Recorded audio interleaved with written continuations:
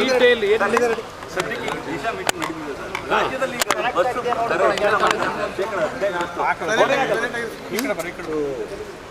ಹೊರೆ ಯಾರಿಗಾಗುತ್ತೆ? ಜನಕ್ಕೆ ತಾನೆ, ಸರ್ಕಾರಕ್ಕೇನು ಹೊರೆ ಆಗಲ್ವಲ್ಲ, ಮುಖ್ಯಮಂತ್ರಿಗಳಿಗೆ ಮಂತ್ರಿಗಳಿಗೇನು ಹೊರೆ ಅಲ್ವಲ್ಲ, ಜನಕ್ಕೆ ತಾನೇ ಹೊರೆ ಆಗೋದು.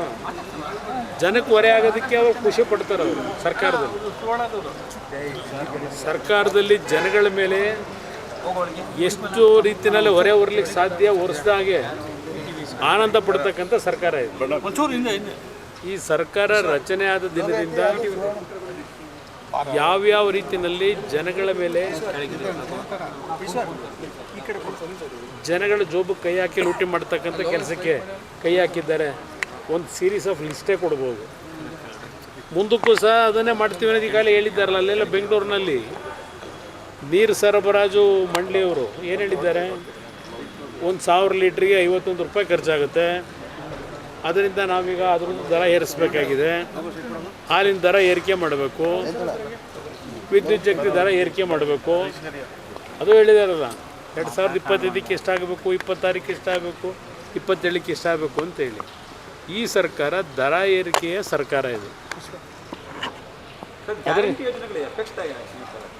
ನೋಡಿ, ಗ್ಯಾರಂಟಿ ಯೋಜನೆಗಳಿಗೂ ಇದಕ್ಕೂ ಸಂಬಂಧ ಇಲ್ಲ. ಇವರು ಗ್ಯಾರಂಟಿ ಯೋಜನೆಗಳನ್ನು ಘೋಷಣೆ ಮಾಡಿದಾಗ ಚುನಾವಣೆ ಹಂತದಲ್ಲಿ ಇದರ ಸಾಧಕ ಬಾಧಕಗಳನ್ನೆಲ್ಲ ಏನಾಗ್ಬೋದು, ಸರ್ಕಾರದ ಮೇಲೆ ಹೊರೆ ಏನಾಗ್ಬೋದು, ಅದೆಲ್ಲ ಲೆಕ್ಕಾಚಾರ ಮಾಡಿರ್ತಾರೆ. ಈ ಗ್ಯಾರಂಟಿ ಸ್ಕೀಮ್ನ ಅವರು ತೀರ್ಮಾನಕ್ಕೆ ಬಂದು ಜನಗಳ ಮುಂದೆ ಇಟ್ಟಾಗ, ಈಗ ಸಿದ್ದರಾಮಯ್ಯನವರೇ ತಾನೇ ಅದರಲ್ಲಿ ಸೈನ್ ಹಾಕಿರೋದು. ಸಿದ್ದರಾಮಯ್ಯನವರು ಮತ್ತು ನಿಮ್ಮ ಇನ್ನೊಬ್ಬರು ಸೈನ್ ಹಾಕಿರೋದು ಬಿಟ್ಟು ನಾವು ತಲೆ ಕೆಡಿಸ್ಕೊಳ್ಳಲ್ಲ. ಸಿದ್ದರಾಮಯ್ಯನವರು ಈ ದೇಶದಲ್ಲೇ ಬಹುಶಃ ಮನಮೋಹನ್ ಸಿಂಗ್ ಬಿಟ್ಟ ಮೇಲೆ ಅತ್ಯಂತ ದೊಡ್ಡ ಮಟ್ಟದ ಆರ್ಥಿಕ ತಜ್ಞರು ಈ ದೇಶದಲ್ಲಿ. ಅವರೇ ಸೈನ್ ಹಾಕಿರೋದಲ್ವೇ 5 ಗ್ಯಾರಂಟಿಗೆ ಕೊಡ್ತೀವಿ ಅಂತೇಳಿ. ಅದನ್ನು ಅವರು ಸೈನ್ ಹಾಕಬೇಕಾದ್ರೆ, 5 ಗ್ಯಾರಂಟಿ ಘೋಷಣೆ ಮಾಡಬೇಕಾದ್ರೆ ಇದರ ಸರ್ಕಾರದ ಮೇಲೆ ಬೀಳ್ತಕ್ಕಂಥ ಖರ್ಚು ವೆಚ್ಚಗಳ ಬಗ್ಗೆ ಅವ್ರಿಗೆ ಮಾಹಿತಿ ಇಟ್ಕೊಂಡೇ ಮಾಡಿರ್ತಾರೆ.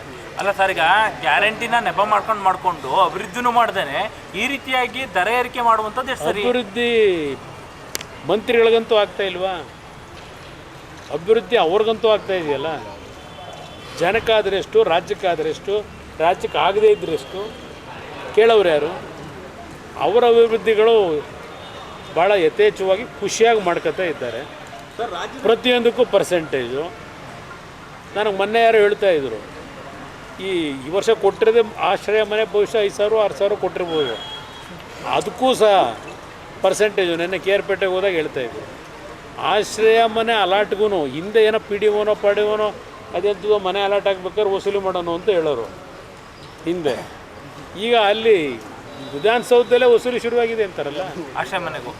ಆಶ್ರಯ ಮನೆ ಕೊಡೋಕ್ಕೂ